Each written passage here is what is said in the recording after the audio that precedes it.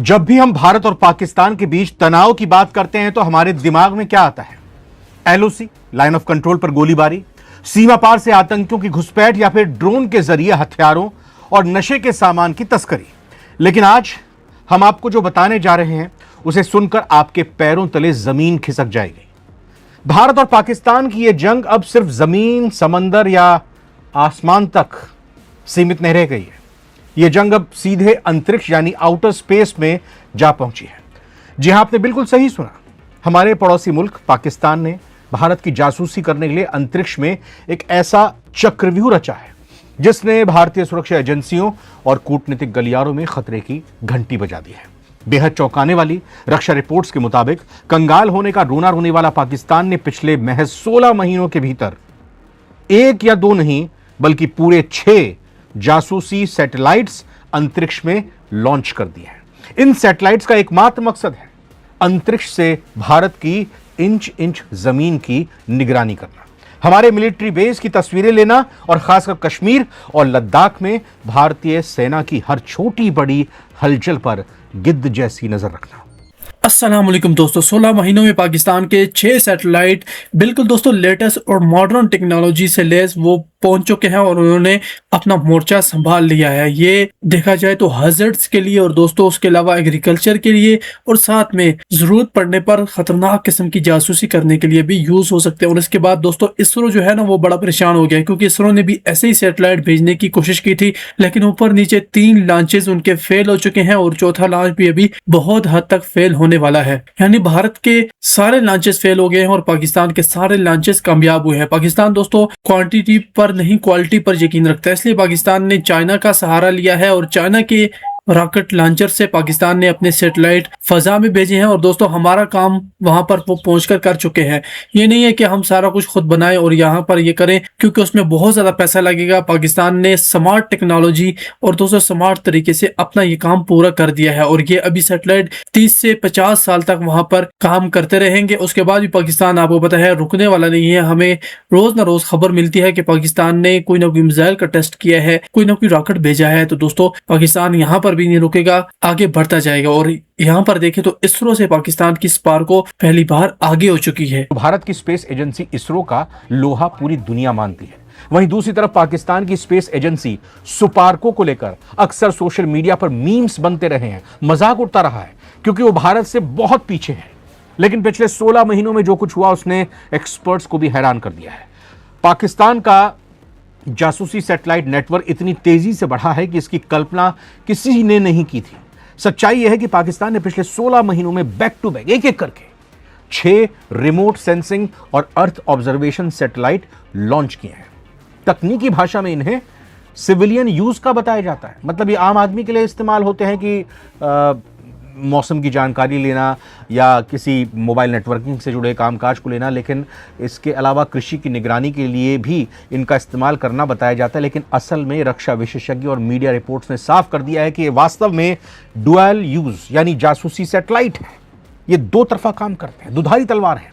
इन satellites की timeline को समझने के लिए आइए इस विस्तृत डेटा टेबल पर नजर डालते हैं ताकि आपको समझ आए कि ये कितनी बड़ी प्लानिंग का हिस्सा है। इसको समझने के लिए हम यहां पर जरा इस रिपोर्ट की एक आपको झलक दिखाते हैं।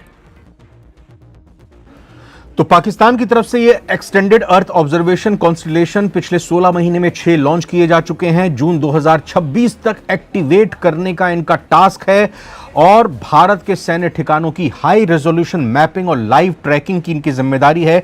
विशेष तौर पर जम्मू कश्मीर, लद्दाख, एलएसी और पश्चिमी सीमा पर यानी जो राजस्थान और गुजरात का बॉर्डर है वहां पर भारतीय फॉरवर्ड पोस्ट की पूरी निगरानी करने का मकसद इन सैटेलाइट्स का है। इसकी फंडिंग चीन से हो रही है। रॉकेट टेक्नोलॉजी और लॉन्च पैड की पूरी मदद चीन की तरफ से की गई है, बिल्कुल गुपचुप तरीके से, गोपनीय तरीके से। बीजिंग का direct military satellite data linkage भी है इसके साथ, यानी कि पाकिस्तान का यह सैटेलाइट लेकिन डेटा शेयरिंग दोनों ही नेटवर्क की तरफ से, या कहेंगे दोनों ही देशों की तरफ से की जा रही है। अब इस नेटवर्क का नाम है विस्तारित पृथ्वी अवलोकन उपग्रह नेटवर्क। कहने को तो ये धरती की तरफ देख रहा है, लेकिन इसका कैमरा और सेंसर केवल और केवल भारत की सीमाओं की तरफ मुड़े हुए हैं। अंतरिक्ष से भारत की तरफ एंगल किया हुआ है। रिपोर्ट्स बताती हैं कि पाकिस्तान ने कदम भारत की खुफिया क्षमताओं की बराबरी करने के लिए उठाए हैं, ताकि युद्ध या किसी बड़े तनाव की स्थिति में उसे भारतीय सेना की रणनीतिक पोजीशन का पहले से पता चल सके। अब सवाल उठता है कि पाकिस्तान इन 6 सैटेलाइट्स के जरिए भारत के किस हिस्से पर सबसे ज्यादा फोकस कर रहा है। तो जवाब है साफ तौर पर जम्मू कश्मीर और लद्दाख की बर्फीली चोटियां। पहाड़ी इलाकों में जंग का एक सीधा नियम होता है, जो ऊंचाई पर होगा जीत उसी की होगी। पहले के समय में ऊंचाई का मतलब केवल पहाड़ों की चोटी होता था, लेकिन आज के डिजिटल दौर में ऊंचाई का मतलब है अंतरिक्ष, स्पेस। जो अंतरिक्ष से नीचे देख रहा है उसके पास सबसे सटीक जानकारी रियल टाइम में मिलती है। पाकिस्तान ने इन जासूसी सैटेलाइट्स का सबसे बड़ा फोकस कश्मीर पर रखा है और इसके पीछे की कूटनीतिक और सैन्य वजहें बहुत गहरी है। पहली है कि सैन्य मूवमेंट की ट्रैकिंग करती है। भारतीय सेना जब भी घाटी में एलओसी के पास अपनी टुकड़ियों को शिफ्ट करती है, बख्तरबंद गाड़ियों को आगे बढ़ाती है, तो ये सैटेलाइट उसकी रियल टाइम तस्वीरें ले सकते हैं। दूसरा, एयरबेस और इंफ्रास्ट्रक्चर की निगरानी। श्रीनगर हो, अवंतीपरा हो, जम्मू और लद्दाख के न्योमा और लेह एयरबेस पर भारत के कौन से लड़ाकू विमान जैसे राफेल हैं या मिग-29 है, इस वक्त तैनात है। उनकी हर पल की पोजीशन इन सैटेलाइट्स के रडार पर आ रही है। कितनी इनकी संख्या है वो इसका अंदाजा लगा पा रहे होंगे। घुसपैठ के सुरक्षित रास्ते खोजना भी एक टास्क है इसका। जब पाकिस्तानी सेना को यह पता होगा कि भारतीय सेना की पेट्रोलिंग पार्टी किस समय किस ग्रिड में मौजूद है, कब वो निकलती है, कब वो वापस लौटती है, तो आतंकियों को घुसपैठ कराने के लिए खाली रास्तों का इस्तेमाल करने की कोशिश कर सकते हैं। सीधे शब्दों में कहें तो पाकिस्तान भारत की इंच इंच जमीन को नाप रहा है। वो हमारे डिफेंस मैकेनिज्म की कमजोरी को ढूंढने की फिराक में है, ताकि किसी भी आपात स्थिति में वो भारत को बड़ा सरप्राइज दे सके। अब आते हैं उस पूरी खबर पर, सबसे खतरनाक और अहम हिस्से पर, यानी इसका चाइना एंगल क्या है। तो हम सब जानते हैं कि पाकिस्तान की आर्थिक स्थिति इस वक्त क्या है। सरकारी कर्मचारियों को सैलरी देने के पैसे नहीं है, आईएमएफ से भीख मांगनी पड़ रही है। वहां करोड़ों अरबों डॉलर का स्पेस प्रोग्राम चलाना बिना किसी गॉडफादर के मुमकिन हो ही नहीं सकता। और वो गॉडफादर कोई और नहीं बल्कि चीन है। हमने शुरुआत में ही आपको बता दिया था। एक्सपर्ट्स का कहना है कि ये सुपार्को का स्वतंत्र मिशन नहीं है, बल्कि ये चीन का एक प्रॉक्सी स्पेस प्रोग्राम है।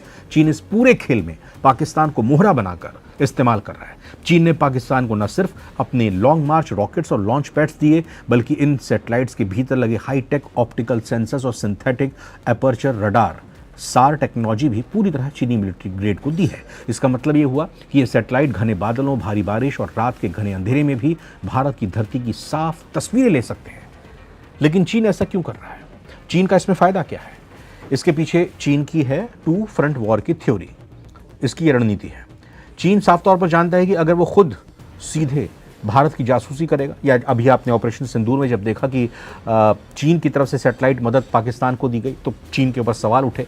तो चीन यही चाहेगा कि अंतर्राष्ट्रीय स्तर पर भारत के साथ उसके संबंध और खराब होंगे अगर वो फिर से ऐसा करता है। इसीलिए उसने पाकिस्तान को आगे कर दिया।